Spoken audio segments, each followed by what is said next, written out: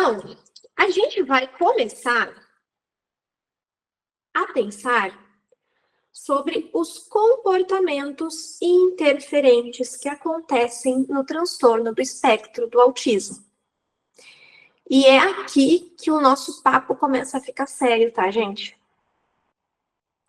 E aí, o que eu quis trazer para essa aula hoje de vocês é tudo que eu escuto das famílias que eu atendo aqui e que eu fico muito sensibilizada.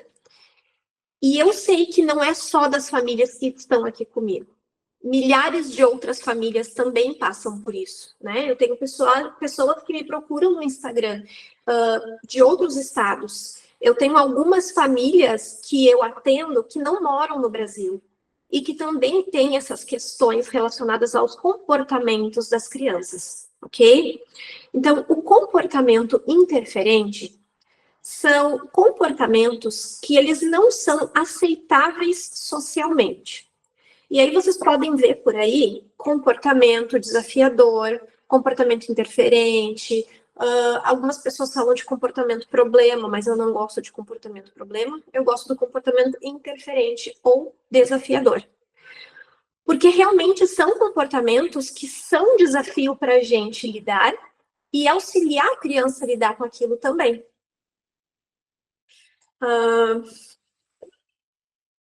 O que eu escuto muito dos pais, tá?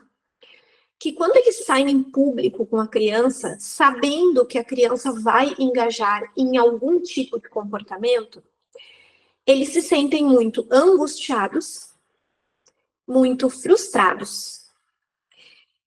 E eu também já ouvi de uma mãe dela se sentir incomodada, envergonhada com o olhar das outras pessoas. Principalmente quando é num local público, numa festa, no shopping. Inclusive, ela já disse que semana que vem tem a festa de um vizinho e ela não vai querer participar, então ela vai dar um jeito de não estar presente, porque ela sabe que o filho dela vai engajar em algum tipo de comportamento interferente em relação às outras crianças. Então, vejam assim, né? Tudo que vem somando aí dentro das famílias, né? Esse medo de saber que a criança vai fazer, de se sentir inseguro, de não saber como agir, de ficar incomodado, ficar com vergonha do olhar das outras pessoas, do que está acontecendo. E aí, geralmente, quando eu vou conversando com as famílias, né? Eu sempre falo assim, quando a gente começa a manejar um comportamento, a gente sabe que o comportamento vai acontecer, a gente aprende como agir. E aí as outras pessoas que estão olhando, paciência, não tem ninguém pagando conta de vocês, né? O importante ali é a criança, e a gente conseguir auxiliar a criança naquele momento. E eu sei que tem gente que vem em cima e que conversa e que diz, mas dá pro fulaninho, para ele não chorar. Até gente que a gente não conhece, vem e tenta dar pitaco no que tá acontecendo, tá? Mas o que eu quero para a aula de hoje é que vocês não se sintam mais dessa forma. Se vocês se sentirem, que eu acredito que sim. Alguém aqui na aula se sente dessa forma? Passou joinha. Ó, a Tati colocou, eu consigo ignorar um pouquinho os olhares alheios. Isso é uma das formas, né, da gente poder lidar com o que vem do público. Uhum. Aprendi a ignorar. Uhum. Uhum. Gente, acho que a gente chegou no ponto da aula de hoje, né? Então, o que eu tenho preparado para hoje é exatamente para isso, tá? Para que vocês não se sintam mais desta forma. Porque existe como a família fazer o manejo do comportamento de uma criança. Esse é o ponto. Vocês podem fazer. Vocês precisam ter o conhecimento para isso. Ó, é isso, gente. Eu evito sair ultimamente. Isso não pode acontecer. Eu fico muito sensibilizada, tá? De verdade, tá, gente? Me dá um negócio saber que vocês estão se privando de uma vida social, de sair com o filho de vocês, de curtir porque vocês não sabem como lidar e tem pessoas olhando. Isso não pode acontecer. Enquanto eu for fono, eu vou lutar para que isso não aconteça mais. Tenho dito. Anota. Muito bem. Então, vamos lá, né?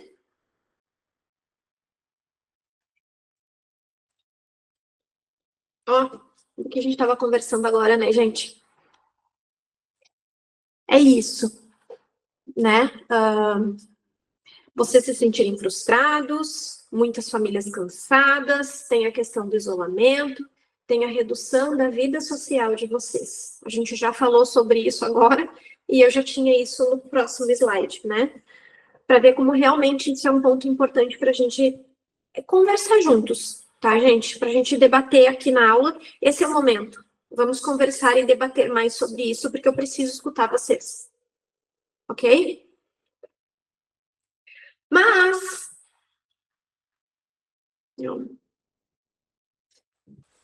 Então, eu tenho aqui, ó, deixa eu dar uma olhada no chat. Vamos ver. Eu demorei para sair. É engraçado que o olhar de julgamento, quando estão com o cordão de autista, sim, as pessoas olham e as pessoas julgam. Infelizmente, tá, gente? Mas vamos lá. Nada é impossível para a gente se a gente aprender e se a gente tiver o conhecimento, ok? Então, eu quero que vocês comecem essa aula pensando isso. Deixa eu ver. Comecem pensando nisso. Nada é impossível se a gente tiver conhecimento e realmente tiver segurança do que a gente vai fazer. Então, fazendo igual a nossa aula de ontem, tá? Já deixei ali no cantinho papel e caneta para vocês já se atentarem que é hora de pegar papel e caneta, porque a gente vai começar a pensar juntos agora, certo? E aí eu quero apresentar para vocês a tríade do comportamento. Eu acredito que a maioria de vocês nunca ouviu nem falar sobre isso. O comportamento, gente, ele pode ser estudado, pode ser analisado e pode ser modificado com as estratégias e as ferramentas corretas. O que a gente precisa entender aqui? Um comportamento, que é o que a criança faz, que a criança emite, ele nunca acontece do nada. E aí o que eu escuto bastante é assim, ó, mas é que ele começou a fazer isso do nada. Primeira coisa que a gente vai desmistificar aqui. Não existe comportamento que ocorre do nada. Um comportamento, ele sempre vai existir porque um antecedente entrou em ação. Antecedente é o que acontece no ambiente antes da criança engajar neste comportamento. Foi até aqui?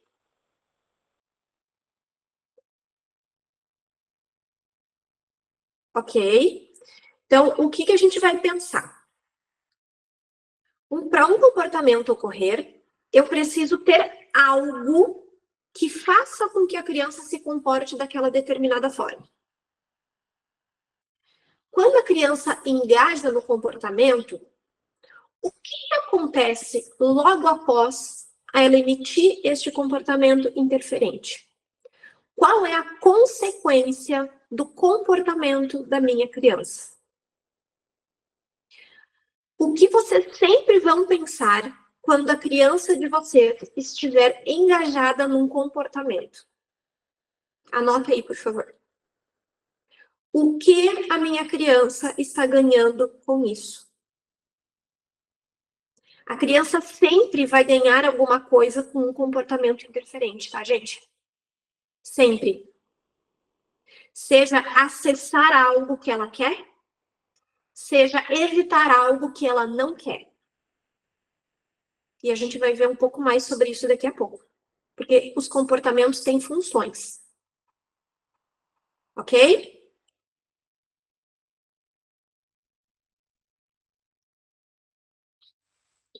Então, quando a criança estiver engajada num comportamento, pense, o que a minha criança está ganhando com isso?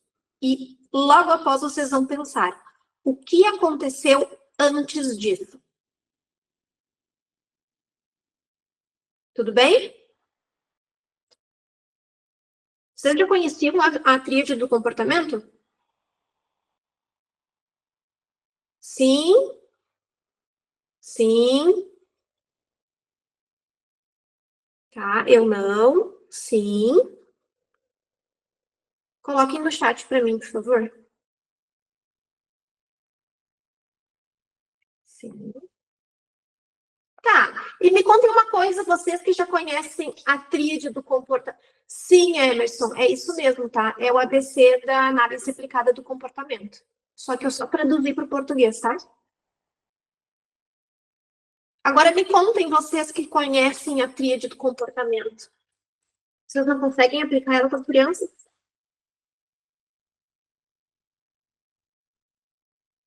Uma coisa é a gente saber que ela existe, né, gente? Outra coisa é a gente saber botar ela em ação. Tá, mas a gente vai aprender sobre isso também, tá? Vamos para o próximo. Opa, volta aqui. Vamos aprender sobre as funções do comportamento. Agora é que o negócio começa a ficar bom, tá? Comportamento nem sempre tem o mesmo motivo. Isso. Então, vamos lá. Funções do nosso comportamento. E vocês já estão aí com papel e caneta para anotar, né? Vamos começar pela primeira função. Função de comportamento automático. Isso significa que a criança emite um comportamento porque o próprio comportamento dela produz a consequência que ela está querendo. Isso é muito comum nas estereotipias e nas buscas sensoriais. Tudo bem? Vou dar um exemplo, tá? Tem algumas crianças autistas, nível 3 de suporte, que têm comportamentos interferentes de agressão, de autoagressão. A criança fica se dando murro, ou puxando o próprio cabelo, ou batendo a cabeça na parede, ou batendo a mão nos ouvidos. Pode não ser o caso dos filhos de vocês, mas é o caso de muitas famílias, muitas crianças. Quando a criança emite esses comportamentos que não são comportamentos aceitáveis porque trazem risco para a criança, ela mesma está produzindo a sensação que ela precisa. Então, a gente diz que a função deste comportamento é uma função automática. O comportamento vai gerar a consequência que a criança está buscando. E estes são os comportamentos mais difíceis da gente lidar, tá, gente? E aí sim a gente precisa do suporte de terapeutas, principalmente da terapia ocupacional, para trabalhar as questões sensoriais da criança. Tudo bem? Esses tempos atrás, eu estava com um caso de um menino que ele fazia um som, uma estereotipia, um barulho bem alto com a voz dele, a ponto de causar lesão nas pregas vocais. Então, eu conversei com a família, né? Sinalizei isso, falei da importância, só que é um menino que tem questões sensoriais muito importantes, né? E aí, quando a gente começou com a terapia ocupacional de integração sensorial, esse comportamento reduziu bastante. Já faz muitas sessões que a gente não tem mais esse comportamento. Eu já estou bem feliz com o resultado, porque a gente já conseguiu reduzir esse comportamento dessa criança. Ok? Muito bem. 2. Segunda função do comportamento. Fuga ou esquiva. Então, a criança vai engajar nesse comportamento para fugir ou evitar uma situação, uma pessoa ou uma atividade que para ela é aversiva. E aí aqui vem uma diferença bem legal, tá? Fuga é diferente de esquiva. A fuga acontece quando eu já entrei em contato com o que é aversivo para mim e eu emito esse comportamento para fugir. Esquiva é quando eu sei que eu vou ter contato e eu já começo a sair, já emitir o comportamento antes de ter contato com algo que é aversivo para mim. Isso é a esquiva. Vamos pensar aqui num exemplo para nós, adultos, tá? A gente tem um jantar para ir. Vamos pensar em um jantar de trabalho. E a gente sabe que lá nesse jantar vai ter uma pessoa que a gente não gosta, que não desce. E aí você dá uma desculpa para a pessoa que convidou, e diz assim, não vou poder ir, minha mãe passou mal, vou ter que ir lá ajudar minha mãe, não vou poder ir. O que você fez? Você fez uma esquiva. Você já sabia que aquela pessoa ia estar lá e você não queria nem ter contato com ela. Isso é a esquiva. Agora, vocês chegaram lá nesse jantar e vocês viram que a pessoa estava lá, vocês não sabiam que ela ia estar lá. E aí, nesse momento, o que vocês fazem? Acabei de receber uma ligação aqui, minha mãe passou mal, vou ter que sair. Pessoal, desculpa, tenho que ir. A gente está fazendo fuga. Nas duas situações, a gente engajou no mesmo comportamento. Quer dizer que a mãe estava passando mal. Só que uma foi para fuga e outra foi para esquiva, ok? E a criança faz isso também. A criança chega na terapia, o terapeuta começa a botar demanda, colocar atividade para a criança fazer, a criança começa a chorar, empurrar o material, daqui a pouco está batendo no terapeuta porque ela não quer fazer uma atividade, porque ela quer fugir daquela atividade. Foi até aqui? Posso passar para o 3? Sim? Terceira função do comportamento, obter algo. A criança pode engajar em comportamento interferente para que ela consiga acesso a algum objeto, algum alimento ou uma situação que ela quer. Tudo bem?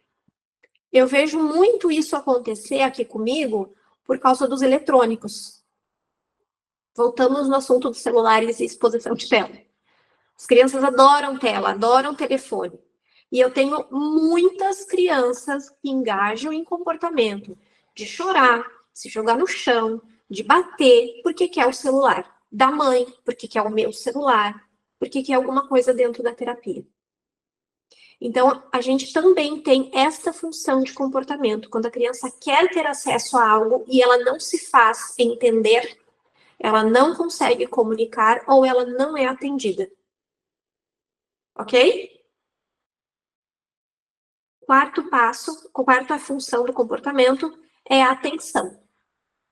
A criança vai emitir comportamento interferente para conseguir a atenção de alguém. E esse aqui também é bem comum, tá? Bem comum.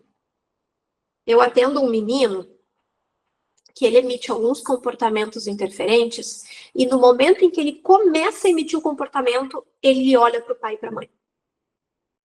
Na hora. Por que ele está fazendo isso?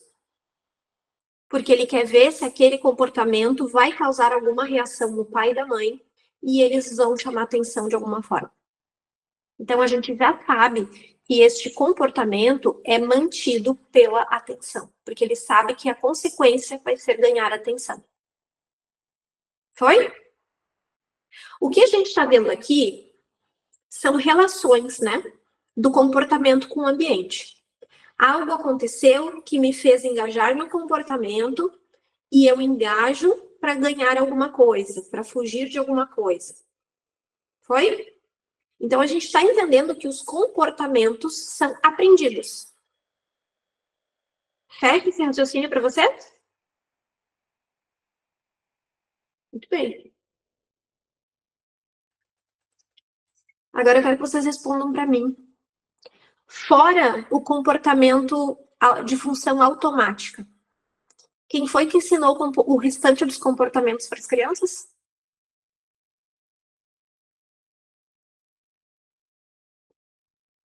Cri, cri. Nós, gente. A gente no dia a dia. Uhum. Um comportamento, ele não é instalado sozinho. ele só é instalado porque a criança consegue alguma coisa. Geralmente, quem fornece isso para a criança é a gente. E às vezes sem nem perceber. Às vezes a gente faz percebendo, tá?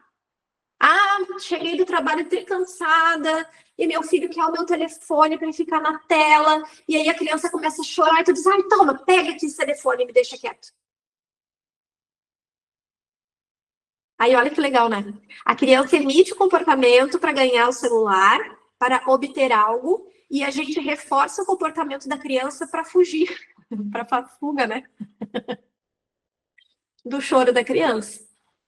Então, é um comportamento relacionado com o outro e um comportamento reforçando o outro. Olha só que interessante que é a gente se dar conta de comportamentos. A gente acaba reforçando o comportamento da criança, tá, gente? Muito bem. Dúvidas? Vamos para o chat. Cadê? Aqui. Reforçamos muitas vezes sem nem perceber, é verdade. A criança se bate também para chamar atenção. A gente precisa observar esse comportamento e entender o antecedente e a consequência, tá, Isadora? Se quando a criança começa a se bater, a gente vai lá e diz para ela: não, filha, não te bate, não faz isso. E a criança para de se bater, muito provavelmente ela queria a tua atenção. E ela já entendeu que se ela se bater, tu vai dar atenção para ela. Então, toda vez que ela quiser a tua atenção, ela vai se bater. Diferente se talvez for algo de reforço automático. Aí não adianta tu falar com ela, filha, para de se bater, ela vai continuar se batendo, tá? Porque ela tá produzindo uma sensação que ela quer sentir. Faz sentido?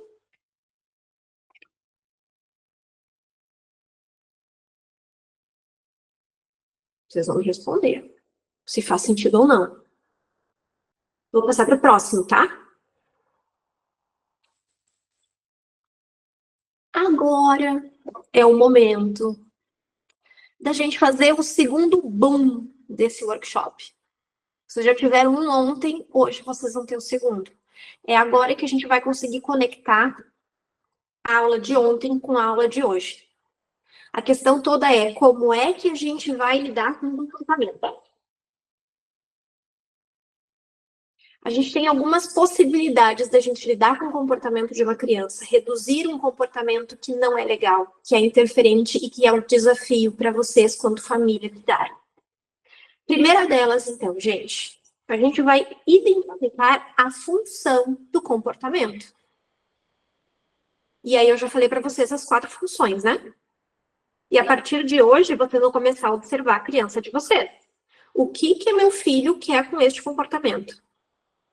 O que meu filho está ganhando com isso? Do que meu filho está fugindo com isso? É esse o raciocínio que vocês precisam ter. São essas as perguntas que vocês precisam se fazer. Segundo passo. Entendi que a minha criança está querendo alguma coisa com este comportamento. Como é que eu faço para o comportamento parar de acontecer? Eu não vou mais reforçar esse comportamento. Tudo bem? Eu só tô vendo as carinhas de vocês. Sim?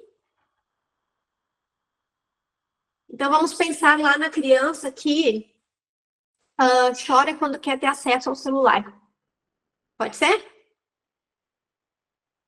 Todo dia, quando vocês chegam em casa do trabalho, o filho de vocês começa a engajar em comportamento de chorar, chorar, chorar, chorar, chorar.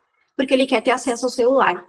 Só que já tá ficando demais, porque quando tu precisa do teu celular para fazer alguma coisa, a tua criança começa a piorar. Ela começa a gritar, ela começa a jogar coisas no chão, porque ela quer o celular. E se nesse momento você entregar o celular para a criança, o que vai acontecer? A gente vai reforçar o comportamento e no dia seguinte a criança vai continuar fazendo. Então, quando a gente identifica a função do comportamento, a primeira coisa que a gente tem que fazer é não fornecer mais a consequência para a criança. Ela precisa começar a entender que o comportamento interferente não é mais válido. A criança não vai mais obter a consequência que ela estava buscando com aquele comportamento. Tudo bem? Mas olha só, não é assim que funciona, tá, gente? Ah, eu vou parar de dar o reforço e o comportamento vai sumir. Não é assim que vai ser. A criança vai continuar emitindo o comportamento.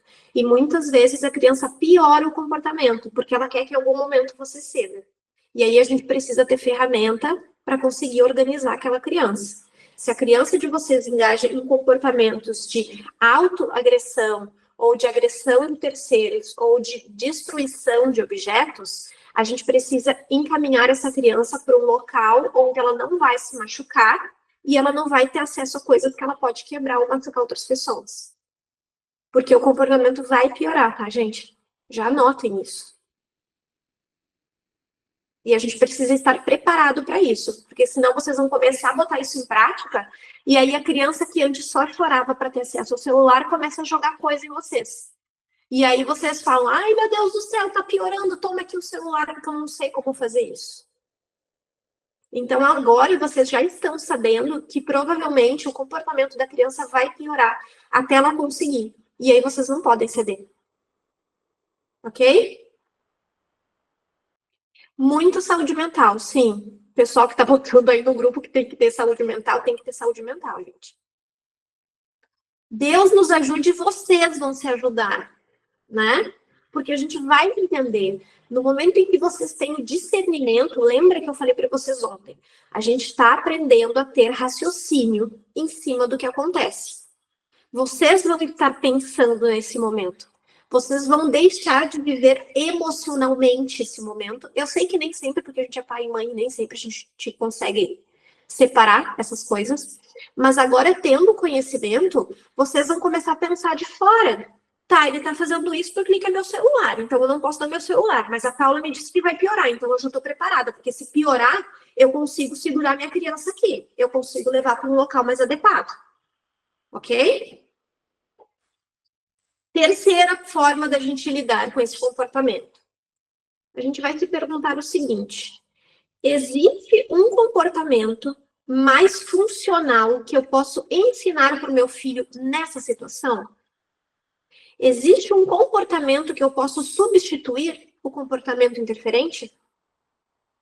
E é aqui que a gente conecta com a aula de ontem, tá, gente? Prestem bem atenção. Como é que eu vou ensinar um comportamento mais funcional para uma criança se essa criança não tem linguagem, se essa criança não tem uma comunicação funcional, se essa criança não imita, não segue comandos? Vocês pegaram agora a essência da coisa?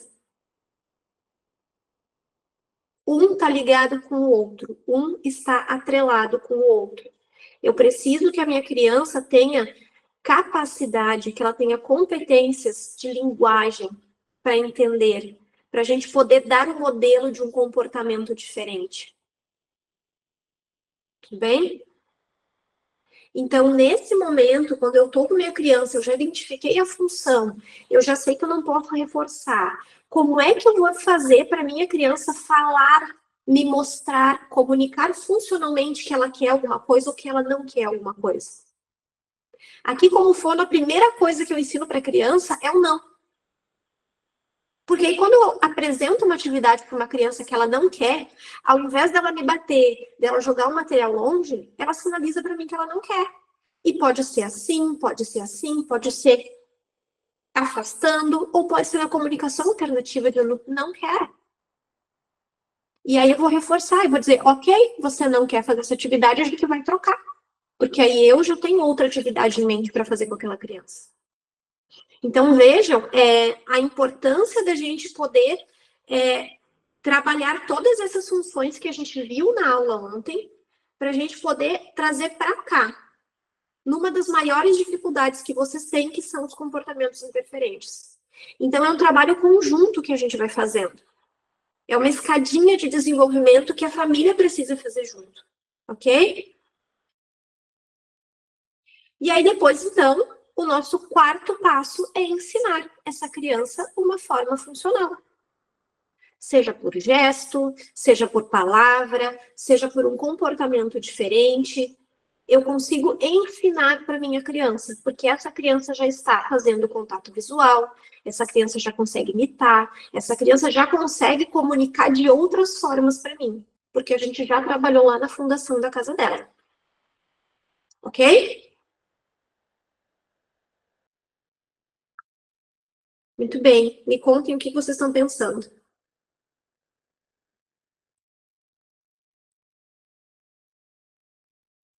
Vamos para o chat. Mensagens. Eu estou pensando em dar fuga. Você não vai fugir, não. Uhum. Ó, tem uma aqui. Minha neta se autoagride, bate a cabeça na parede, não por conta das telas, mas tem esses comportamentos. Então, a gente tem que entender o que a criança quer com o comportamento. Qual é a função deste comportamento? Vamos ver. O que fazer quando a criança faz algo porque não quer fazer algo que precisa? Exemplo, não quer fazer as atividades da aula. Ah, então, gente, esse daí é a gente mudar o antecedente, né? A gente pode propor atividades que a criança se engaje mais e que sejam reforçadoras para ela. É mudar o antecedente, tá? A gente pode conversar mais sobre isso no final da aula, porque eu acho que vocês vão ter muita dúvida sobre isso, tá? Deixa eu seguir, porque senão a gente vai passar de novo do horário igual ontem. Muito bem. Então, olha só. Ontem e hoje, vocês estão aprendendo, vocês estão tendo conhecimento de técnicas que a gente, terapeuta, utiliza e que eu, Paula, acredito que é muito importante que vocês também saibam. Porque são vocês que mais ficam com a criança e vocês precisam ter esse conhecimento, ok? O que eu quero é que vocês tenham ferramentas agora para conseguir, pelo menos, raciocinar em cima da comunicação da criança de vocês, do desenvolvimento e dos comportamentos interferentes, para que vocês se sintam seguros para dar conta disso. Para que vocês sintam que vocês vão ter autonomia para realmente lidar com o comportamento das crianças de vocês. É isso que eu quero com essas duas aulas hoje, tá?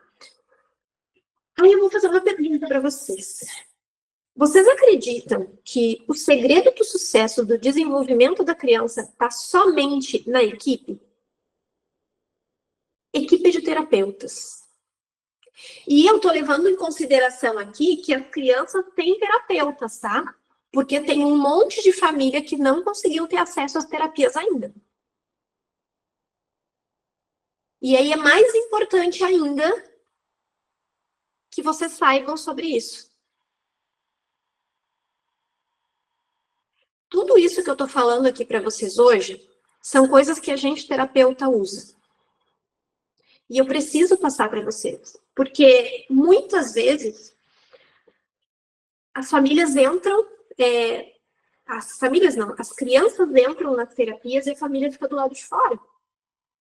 E vocês não sabem o que está acontecendo ali. Sim? Então, o que está sendo de melhor para essa aula aqui hoje, e de ontem também, é vocês entenderem isso.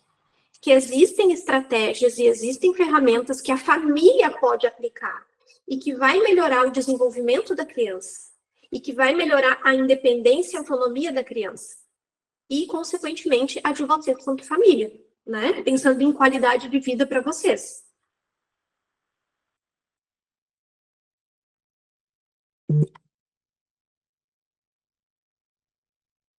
Muito bem. Aí eu pergunto, né? Existe fórmula mágica? Não. Não existe algo que a gente vai aplicar para todas as crianças ou uma medicação que a gente vai dar para todas as crianças e tudo isso vai sumir num passe de mágicas. Gente, não existe. O que existe, sim, são famílias que são orientadas, são treinadas, que passam a ter o conhecimento correto para o caso de vocês, que passam a ter ferramentas certas para lidar com o que a criança de vocês emite dia a dia. E quando a gente consegue juntar tudo isso, todas essas dificuldades que vocês têm em sair em público, em fazer com que a criança faça as atividades básicas do dia, tomar banho, escovar os dentes, lavar as mãos para uma refeição ou fazer uma refeição sentado à mesa. Todos esses desafios do dia a dia, quando a gente tem as estratégias certas, eles diminuem e eles podem desaparecer, porque a criança começa a ter autonomia e vocês têm segurança.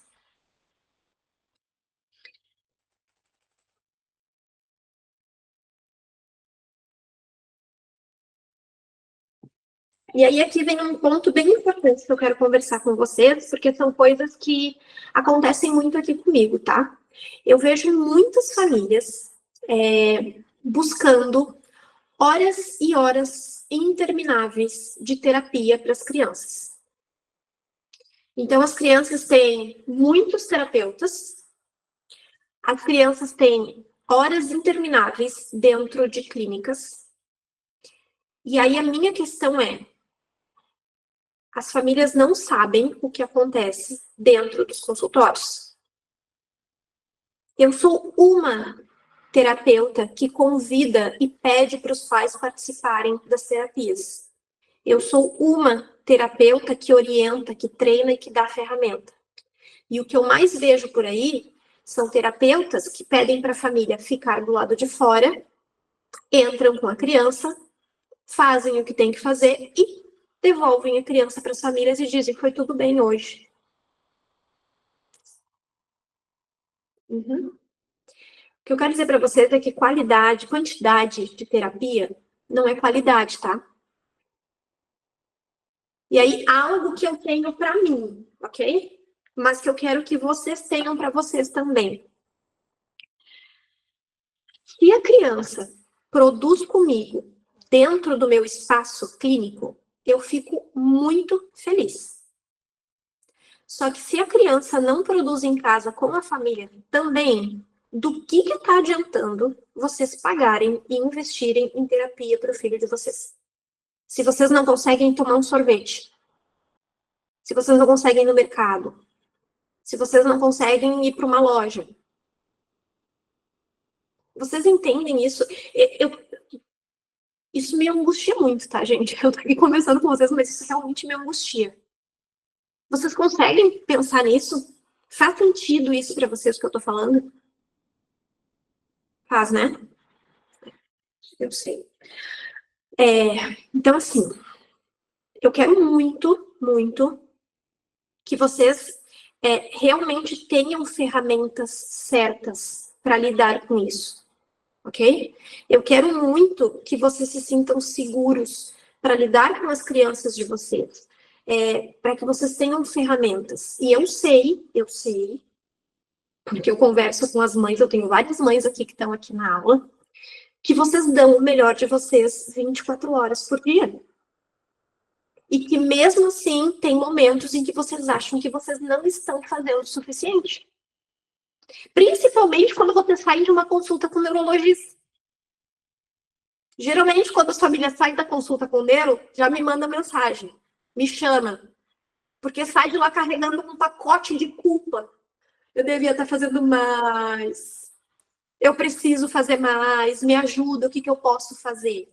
O que vocês podem fazer é ter o conhecimento. É buscar o conhecimento para que vocês realmente possam fazer todos os dias. Um pouquinho por vez.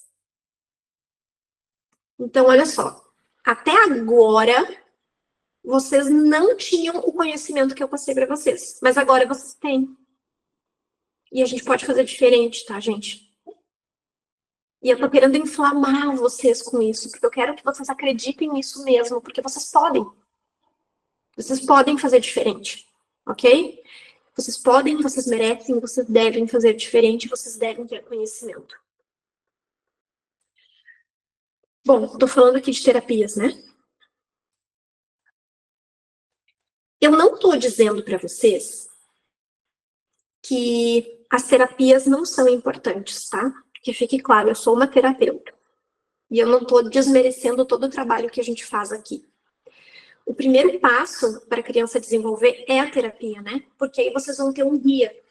Você faz com o guia, né? Quando vocês começam isso, né? Vocês acabam tendo conhecimento quando o profissional passa para vocês. E isso vai dar o gás para vocês começarem. Mas mesmo tendo acesso a essas terapias, nem sempre a gente vê a evolução como deveria. Ok? E aí eu sempre digo para a família, vocês fazem parte da equipe. Se sintam parte de uma equipe. Vocês não vão ver resultados diferentes se vocês não fizerem diferente. Tem muita mãe e muito pai que deixa a criança na clínica 2, 3, 4 horas, vai fazer as outras coisas e depois volta. Eu não estou dizendo que vocês não podem ter vida, tá? Porque eu sei que às vezes a gente só tem vida quando deixa a criança na terapia. Mas o que eu estou dizendo para vocês é que vocês precisam saber o que acontece lá.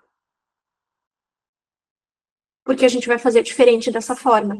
Se vocês tiverem instrução, se vocês tiverem ferramentas, vocês conseguem continuar os estímulos dessa criança em casa. E aí vocês estão trabalhando no desenvolvimento e esse sentimento de culpa, de angústia, ele reduz. Ok? Ok? Sim ou não? Aí eu tô no monólogo agora. Eu falei para vocês ontem que se vocês me deixarem, eu fico falando porque eu sou fono, né? Conversem comigo, por gentileza.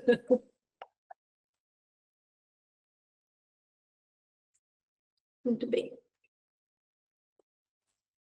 Trouxe para vocês uma fotinho do meu atendimento para compartilhar com vocês. Para vocês verem como é bonito uma família dentro da terapia, tá? No meu mundo de utopia, todos os pais entram nas terapias. E um dia eu vou ter um espaço que vai ser assim. Eu já tenho, né? Mas eu quero ampliar isso um dia. Os pais vão estar junto, aprendendo junto, fazendo junto. E os pais que não puderem estar junto comigo, eu vou dar um jeito também. Então, olha só, nesses 2 dias,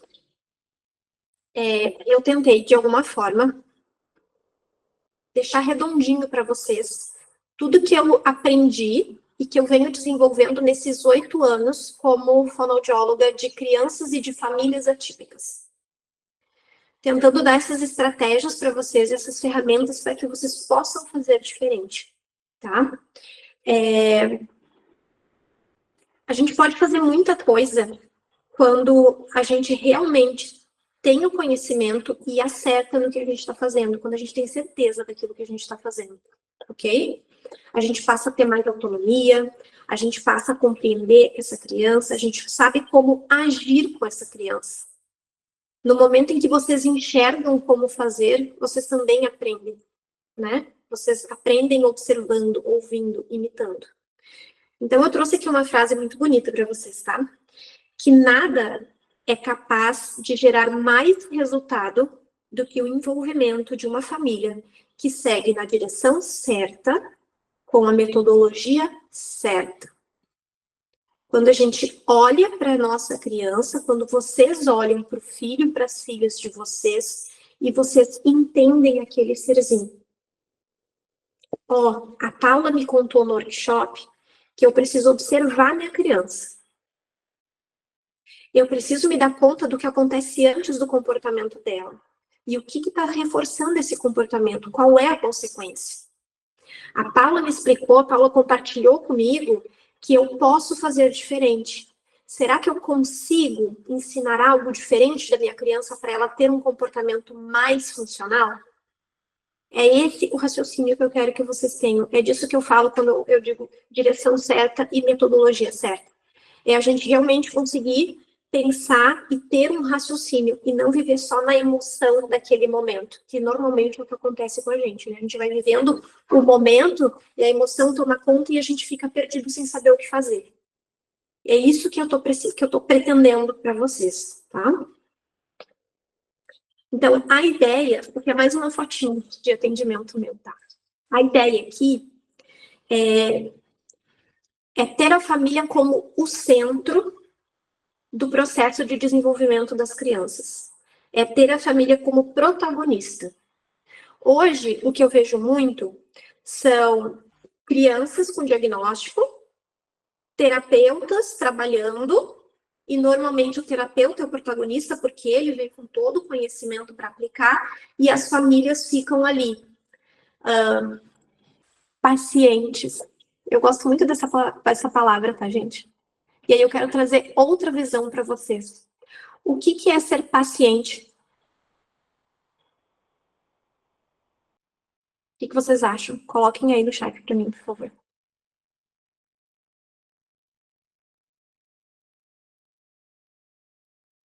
Aí eu tô fazendo vocês pensarem hoje, né? Pleno quarta-feira, pensando. Só fica esperando ter calma, concentração no momento. Gente, paciente significa ser passivo, né? Quando eu sou paciente, eu sou passiva do conhecimento de outra pessoa. Sim, quando a gente vai no médico, a gente está doente, a gente é um paciente, porque a gente depende do médico, do conhecimento daquele médico, a gente é passivo. A minha proposta é que vocês não sejam pacientes, que vocês sejam protagonistas das crianças de vocês, protagonistas dos resultados, protagonistas no desenvolvimento. Vocês não são mais famílias que ficam esperando os resultados dos terapeutas. Vocês são famílias que são ativas nesse momento, que pensam, que raciocinam e que tentam o melhor para a criança todos os dias. Ok? Faz sentido? Sim? Só dê um joinha para mim, se sim ou se não. Muito bem. Então, assim, pensando nisso tudo, ok? Vou trazer para você, botei aqui algumas coisas, tá? Que eu penso muito e que eu achei super interessante trazer. Porque como eu trabalho muito com famílias, eu deito na cama e minha cabeça fervilha todos os dias, porque as famílias compartilham muita coisa comigo, né? E eu penso sempre em como que eu vou ajudar as pessoas a dominar a arte de realmente entender as... Peraí, deixa eu parar de compartilhar a tela para eu poder olhar para vocês. Ai, Deus, como é que eu paro aqui? Parar de compartilhar a tela. Todo mundo tá me vendo? Eu vejo todo mundo agora? Sim. Então vamos pensar assim, gente. Como é que eu faço para ensinar as famílias a entenderem os comportamentos interferentes? Como é que eu faço para ensinar as famílias a reduzirem os momentos de crise familiar, não a crise da criança, tá? Momentos de crise familiar. Eu penso muito sobre isso. E eu quero muito que todas as famílias saibam fazer isso.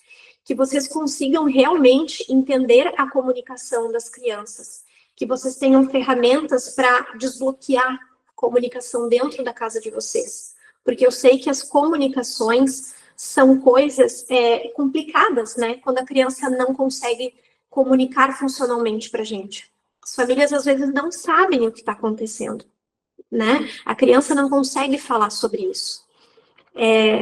E tudo isso, assim, né? Vocês entenderem o aspecto do autismo, vocês conseguirem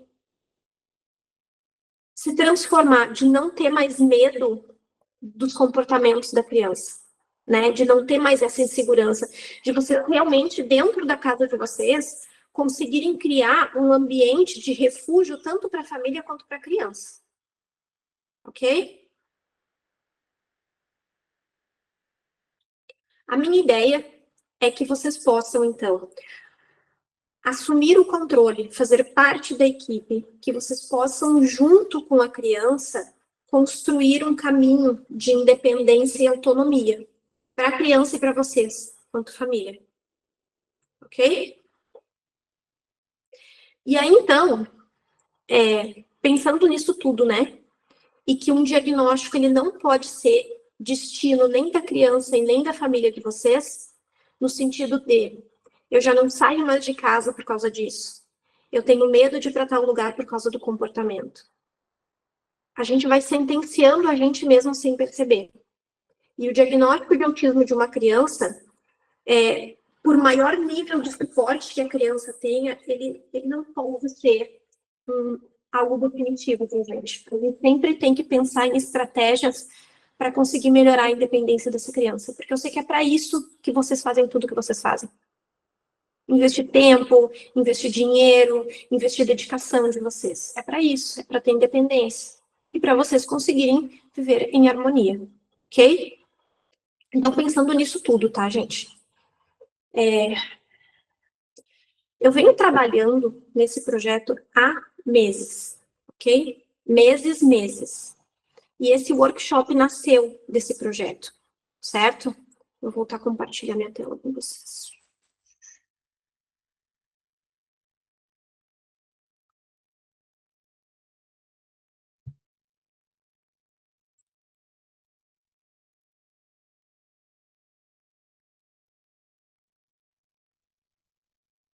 Vamos ver. Foi, né? Aqui. Não, esse é de ontem. Aqui. Muito bem. Então, depois de tudo isso, de trabalhar, de pensar, de conversar com as famílias que estão comigo, de conversar com as famílias lá no Instagram, de entender o que vocês precisam desenvolver para que realmente vocês se transformem e tenham autonomia. Eu estudei muito. Finalmente, eu consegui desenvolver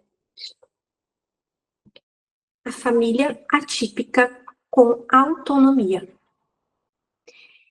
Esse aqui é um conceito novo que eu quero trazer para vocês. Quem já faz atendimento comigo já sabe isso e já vive isso. E eu quero que mais famílias também possam aprender e também possam viver isso. Porque todas as famílias atípicas merecem viver isso. Merecem ter autonomia. Então, hoje, depois dessas nossas aulas, eu quero apresentar para vocês o FAA, que é um curso que eu fiz com muita dedicação e amor para famílias atípicas, para vocês realmente se transformarem e terem autonomia na rotina de vida das famílias de vocês. Então vamos lá, porque eu quero muito explicar esse curso para vocês, tá? Vocês enxergam essa borboleta? Aí eu fico muito contente que vocês estão gostando. Fico bem feliz mesmo. Desde ontem, né, e desde que eu vim divulgando o workshop, vocês viram por aí a imagem de uma borboleta. Associando o workshop a uma borboleta, e a gente vai associar o curso a essa borboleta. E agora eu quero explicar esse conceito para vocês. Eu sempre bati na tecla de que quando eu começo a trabalhar com uma família, eu trabalho em uma tríade. A criança, a família e o conhecimento que vem do terapeuta. E eu trouxe isso para esse curso, onde eu tenho o corpo da minha borboleta, que é a criança, que vai entrar com todas as questões relacionadas ao espectro, que vai entrar com todas as particularidades, potencialidades que essa criança tem. A criança é o nosso centro. Tudo que a gente faz, eu, terapeuta, e vocês, pais, vocês fazem pelo melhor do filho de vocês, para o crescimento do filho de vocês. É para isso que a gente trabalha e é para isso que a gente está aqui hoje conversando. Para isso que vocês estão há 2 dias em aula. Para dar o melhor para as crianças de vocês. Então, no centro da nossa borboleta eu tenho a criança. Uma das asas dessa borboleta é a família. Então, a gente, família, faz parte deste desenvolvimento. Vocês é que dão suporte para a criança, vocês é que estão 24 horas com a criança, vocês que ensinam a criança. Então, vocês estão juntos para fazer essa criança realmente desenvolver. E na outra asa, a gente tem o conhecimento, que antes, somente as pessoas que estavam em atendimento comigo tinham acesso. E agora, com esse curso, eu vou conseguir compartilhar o meu conhecimento para muitas outras famílias. Eu vou dar para vocês ferramentas e estratégias práticas. Vocês já tiveram muita base aqui nesses 2 dias de workshop. E nesse curso, eu fiz aulas específicas para as famílias, para que vocês ampliem esse repertório de conhecimento, para que vocês realmente saibam como fazer, para que vocês tenham um guia prático de como funcionar com essa criança. Então, aqui eu tenho o conceito da borboleta, porque eu planejei uma transformação na família de vocês. E eu acho que não tem nada mais bonito que represente transformação do que uma borboleta. A gente passa por uma metamorfose. E é isso que eu quero, que vocês, quanto família, vocês também se transformem em famílias com autonomia. Autonomia para ajudar no desenvolvimento e autonomia para ter uma vida de qualidade com as crianças. E aí vocês vão ver aqui que junto com essa borboleta, as asas dela, tem o símbolo de um coração, que é o amor e a dedicação que vocês têm por essa criança, mas também essa borboleta representa um símbolo do infinito, que é o símbolo do autismo. Então, aqui, nessa borboleta, eu consegui, eu e meu time, a gente conseguiu resumir tudo o que eu acredito, tudo que eu tenho de propósito e tudo que eu quero para as famílias e para as crianças. As que estão comigo e as que não conseguem estar comigo, mas que agora vão ter esse conhecimento. Certo? Então, vamos lá que eu vou falar mais sobre esse curso para vocês, tá? Vamos falar de valores, né? Porque o curso tem valor. Vamos lá. A gente pensou aqui numa condição exclusiva para membros fundadores do FAA. O que é isso? Eu estou abrindo a primeira turma hoje.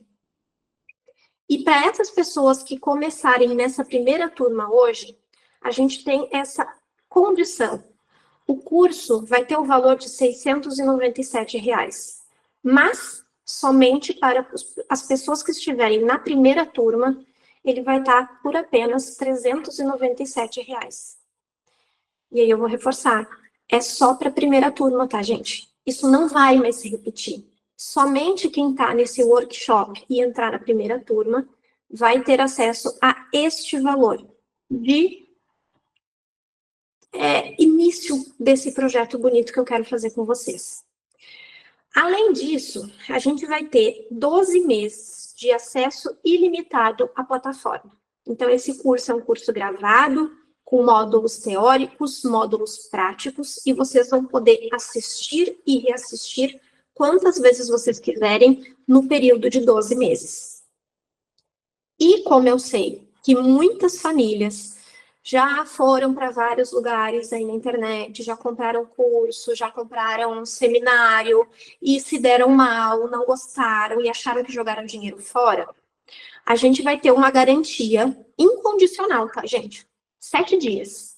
Vocês vão comprar o curso, entrou na plataforma, olhou a plataforma, achou que não é para vocês, não é para minha família, em 7 dias a gente vai disponibilizar 100% do valor investido de vocês. Então, eu, Paula, quero deixar isso muito claro e ter essa garantia para vocês. Que se vocês não ficarem satisfeitos e esse curso não for para a família de vocês, vocês têm o valor do investimento de volta. Ok? Eu fico muito contente desse workshop ter valido muito a pena. Porque eu sei que hoje vocês já têm mais ferramentas para lidar com as crianças de vocês, e eu sei que se vocês quiserem se aprofundar e realmente estar à frente do desenvolvimento da criança, vocês vão ter acesso a esse curso, onde eu vou conseguir passar os meus ensinamentos para vocês, os meus conhecimentos para vocês. Eu fico muito contente de ver carinhas que fazia tempo que eu não via, né? E que hoje eu consegui realmente compartilhar algo que eu queria há muito tempo atrás. Há muito tempo eu venho pensando nisso, em como fazer isso, e finalmente o FAA surgiu, Família Típica com Autonomia. Então, eu só tenho a agradecer a presença de vocês, por mais esta noite juntos, para a gente ter trocado toda essa experiência, esse conhecimento. Certo, gente? Agradeço demais. Quando vocês quiserem conversar comigo, o Instagram está lá aberto, vocês podem ter acesso comigo direto.